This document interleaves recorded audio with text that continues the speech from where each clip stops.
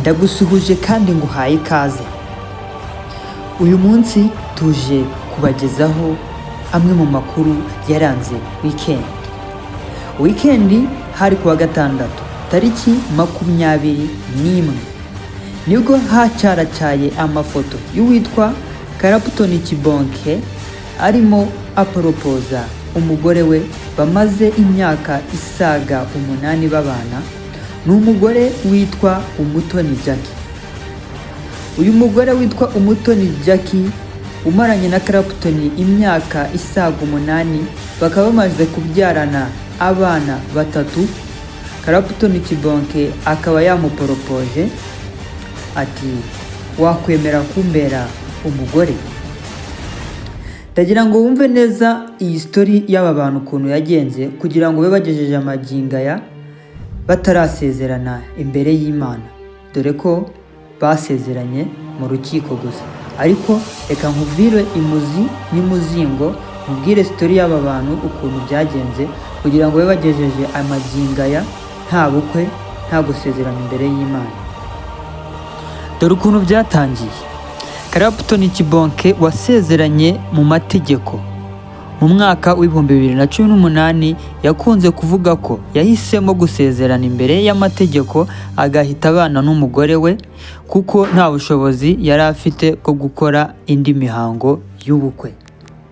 Clapton Kibonke yakomeje agira ati nyuma y'igihe gito twibarutse imfura yacu mu gihe cy'umwaka w'2022 aribwo twibarutse ubuheta bwacu. Mu mwaka w'2024 twibaruka umwana wa gatatu. Nyuma y'imyaka 8 basezeranye rero imbere y'amategeko n'umugore we bagahita babana, Clapton Kibonke yemeje ko we n'umugore we bagiye gukora indi mihango y'ubukwe yari isigaye, harimo uwo gusaba no gukwa no gusezerana imbere y'Imana. Ikindi kandi amakuru aturuka mu nshuti zabo za hafi aravuga yuko imihango y'ubukwe bwa Clapton Kibonke n'umugore we Ntambara Umutoni Jackie babyaranye abana batatu iteganyijwe kuwa 4 Mata 2026. Umuhango wo gusaba no gukwa uteganyijwe kubera i Rwampasha mu karere ka Nyagatare kuwa 4 Mata 2026. Bazahita basezeranira imbere y'Imana, bizabera Gasinga Marcel Center y'Irwempesha. Ngayo nguko, reka nkubwire wowe wabonye amafoto yabo acaracara ku mbuga nkoranyambaga ukibaza icyabaye. Nguko uko byagenze. Wowe rero ubakunda hanagura gakote witegure gutaha ikirori. Wowe wahisemo gukanda subscribe kuri iyi channel, reka nkubwire nti wahisemo neza cyane kuko amakuru agezweho, amakuru arimo acaracara uyabona mu bambere, nitwe tuyakugezaho mu bambere.